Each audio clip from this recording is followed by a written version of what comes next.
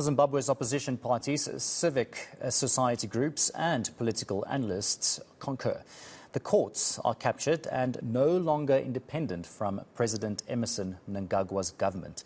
This follows the Bulawayo High Court's disqualification this week of a number of main opposition Citizen Coalition for Change, their parliamentary candidates, of course. Now, earlier, the Supreme Court upheld the disqualification of presidential candidate Saviour Kasukuwere from contesting the 23 August elections.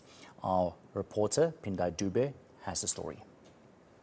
This week, the Bulawayo High Court disqualified 12 CCC parliamentary candidates for Bulawayo province, saying they filed their nomination papers late on June 21.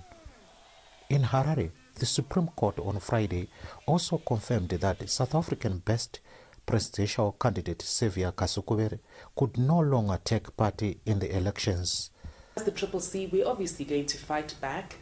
We had budgeted for the fact that ZANU-PF would behave in this way. They always do. It's so predictable when their backs are against the wall and where they're staring defeat in the face. And so we're obviously going to appeal against the decision of the court to the Supreme Court. But in addition, we're going to use diplomatic channels, especially within the region, SADC and the African Union. As the CCC, we are very aware that ZANU-PF will do everything it can to abuse state institutions to try and stay in power. Political analysts and veteran politicians also say the removal of election candidates from ballot papers by courts is clear evidence the judiciary is no longer independent from the executive.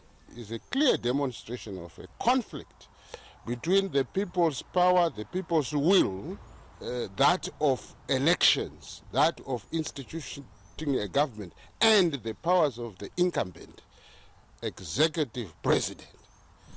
This is the conflict which we are now witnessing, coming through the courts, because the courts have been usurped by the executive president to sing his song, to protect his stay in power. But the Zimbabwe government's permanent secretary for information, Nick Mangwana, has denied several times, especially on Twitter, that the executive has captured the courts.